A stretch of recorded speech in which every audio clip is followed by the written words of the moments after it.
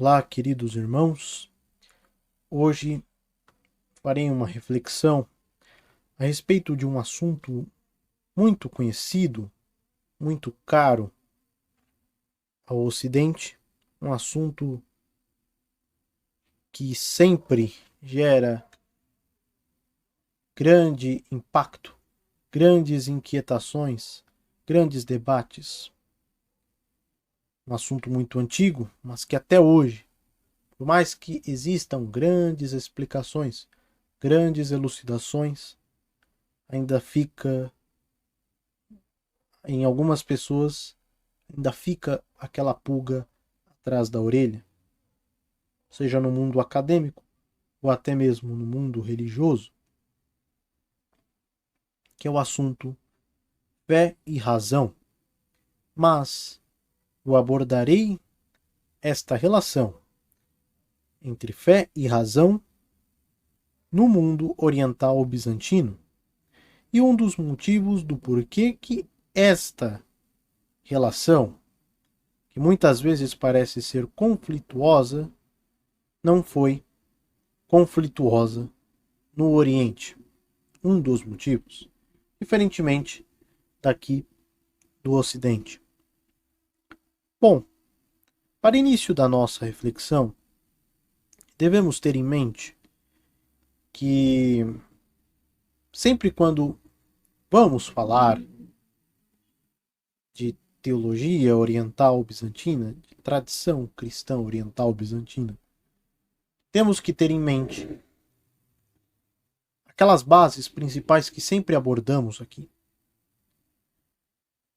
que são bases que nos colocam numa atmosfera que irão nos nortear para as mais variadas questões. E aquelas bases de sempre. Teologia, que é mística por essência. Aquela teologia que ela é teoricamente prática. Então, pelo seu caráter intimamente místico, ela é teoricamente prática. Então, não tem como distinguir essas duas realidades, a prática e a teórica. O apofatismo, que é o conhecimento de Deus e de suas realidades através da negação, através uh, da não, do não uso de adjetivos, de atributos a Deus. Em resumo, paradoxo de conhecimento pelo não conhecimento. Quanto mais eu conheço a Deus, menos eu o conheço. Quanto menos eu conheço a Deus, mais eu conheço a Deus. Esta relação paradoxal que será sempre presente no pensamento cristão oriental, mas não só no pensamento cristão oriental, mas no pensamento do homem oriental como um todo. E no cristianismo oriental não é diferente.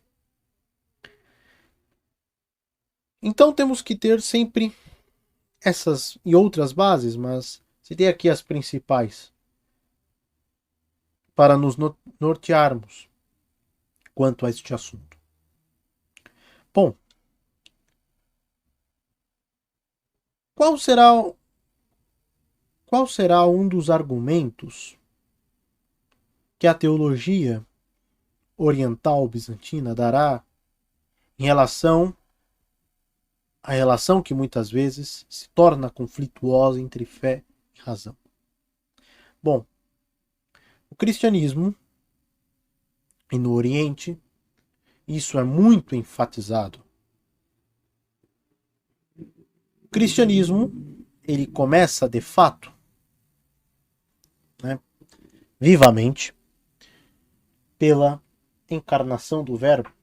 Nós podemos falar dos outros assuntos, das profecias, da anunciação, mas ativamente, vivamente, né, ele tem o seu início com o nascimento do Cristo, que é o cumprimento das profecias, de tudo aquilo que foi vivido até então, desde o Antigo Testamento. E a encarnação do Verbo, e isto tratando desta teologia que não tem como excluir a questão mística, este exercício pleno e contínuo da fé,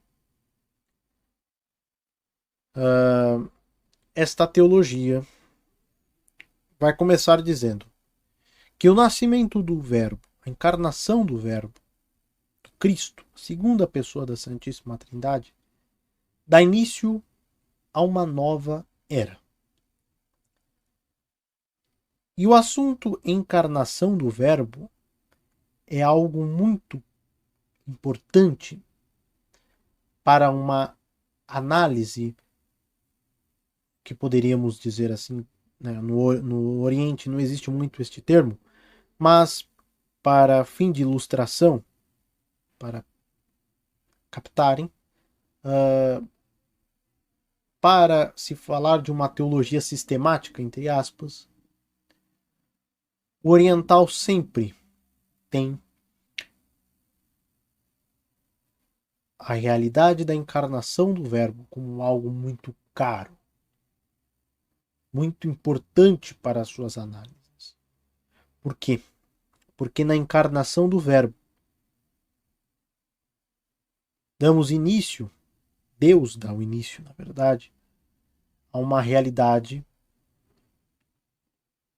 que aí entra um conceito, que é o teandrismo divino. A relação do divino com o humano.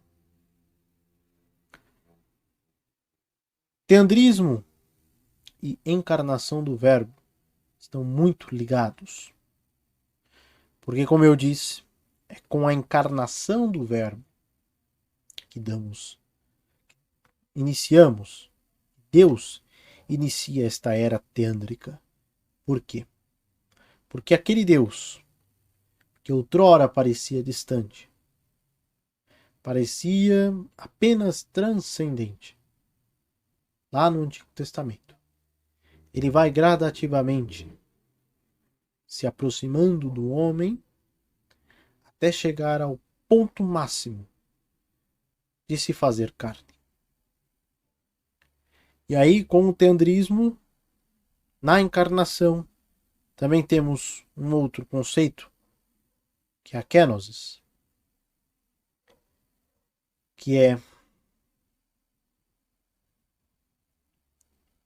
a ida de Deus, o esvaziamento de Deus. Alguns santos padres chegaram a dizer que Deus praticamente se negou como Deus. Mas não chegou a negar, obviamente. Mas a humildade dele foi tão grande de ir à nossa realidade que a gente poderia dizer que ele se, entre aspas, se rebaixou para ter que assumir a nossa natureza humana. Então, quando nós, cristãos, paramos para entender exatamente esta relação, a encarar de fato a encarnação como ela é, e a encarnação como Deus dando início a uma era teândrica, porque o próprio teandrismo está ali, em vida. O Verbo se faz carne. Esta realidade é uma realidade que nós cristãos não podemos ignorar sem tais reflexões. Sem a reflexão da era do humano e divino.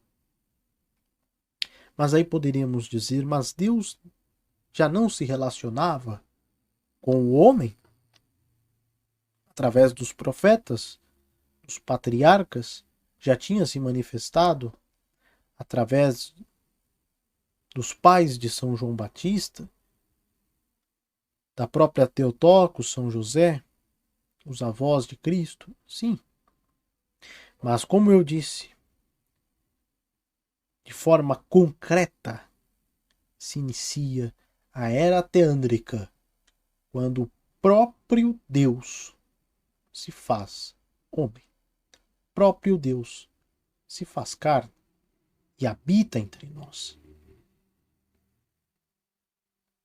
É por isso que na teologia oriental, dando ênfase aos conceitos das energias divinas, é dito que toda a criação é vivificada, como dizemos, por exemplo, no batismo, na teofania, as águas são vivificadas, as energias divinas entram nas águas e as santificam. Por isso que o Cristo se batiza e nos ensina a fazer isto. Porque toda a criação, e aí partindo deste exemplo da água, toda a criação, porque o Cristo se manifesta das mais variadas formas, em carne, toda a realidade ganha um novo sentido. E toda a realidade, não só esta realidade física, mas toda a realidade, e aí nós podemos analisá-la das mais variadas formas, pela metafísica, pela ontologia, pelo naturalismo, enfim, tudo ganha um significado primeiramente teândrico. Toda a criação é elevada. Então, por isso que para o cristão oriental, partindo destas bases mestras de sua teologia, considera inseparáveis a realidade mística da realidade material, da realidade prática, da realidade teórica. Por isso que a verdadeira teologia é a vida orante, é a vida mística, é a vida espiritual, porque já não há mais diferença. Por isso também nós dizemos que já não há mais diferença entre sobrenatural e natural, porque Cristo aniquilou todas essas divisões quando se fez carne, quando se fez carne, quando habitou entre nós. Quando ele ergueu a sua tenda entre nós. Sua tenda mais que viva, ele próprio. Então, por isso, no Oriente, esse é um dos motivos. Não seria o único, obviamente, mas um dos motivos do porquê que o cristão oriental não se confrontou com esta questão como no Ocidente, entre fé e razão. Porque para o cristão oriental, tendo estas realidades ali muito juntas, muito unidas, ele não consegue separá-las porque ele entende que apenas há uma realidade, a realidade a realidade cósmica, daquilo que foi elevado, divinizado pelo Cristo, pelo Verbo, pela segunda pessoa da Trindade e por toda a Santíssima Trindade. Porque toda a obra da Trindade é da Trindade. Toda a obra, né, é redundante, mas o que eu quero dizer é toda a obra de qualquer uma das pessoas da Santíssima Trindade é acompanhada das demais. A Trindade está entre nós e está concretamente pelo nascimento do Verbo. Por isso, porque que divisão haverá se aquele que é inefável, se aquele que é Deus antes dos séculos, aquele que não tem princípio, aquele inexplicável, aquele insondável. Todas as afirmações aqui negativas, né? Aquele que é incomparável, inefável. Como que ele se fez carne? Viveu a nossa realidade. Só isto para nós é suficiente para dizer que ele aniquilou todas essas divisões: sobrenatural, natural, paranormal, o normal, o espiritual, o físico. Tudo isto foi aniquilado, porque nós vivemos uma realidade concretamente teândrica desde o nascimento do Verbo. Porque ele veio até nós. Ele invadiu a nossa realidade. O sobrenatural invadiu o natural. Por isso que tudo para nós é energético, é divinamente energético. Por causa disso, por causa desta relação teândrica, desta realidade teândrica, em que tudo, exatamente tudo, está dentro desta realidade. Então, aquela obra,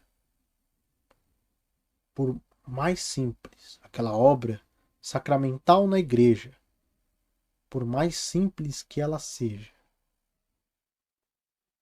uma confissão, por exemplo, uma absolvição, o sacramento da absolvição, por mais simples que ela pareça ser, ali há um milagre, ali há uma realidade teândrica, ali há uma realidade energética, há uma energia divina, ou melhor dizendo, energias divinas. Por quê? Porque é toda a relação de ligação do céu e a terra. Por isso que o Cristo, quando fala a São Pedro sobre a fundação da igreja, ele estabelece exatamente esta relação de ligar e desligar nos céus e na terra. Exatamente por conta disso, esta relação paradoxal, a relação do mundo de lá com o mundo de cá, do mundo espiritual, do mundo material, do divino e humano, que agora já não existe mais. Concretamente, Cristo acaba com isso. E o sinal visível que nós temos disso é a igreja. Por isso que a igreja é o corpo de Cristo, porque Cristo, quebrando todas as divisões e vivificando, divinizando a realidade. É por isso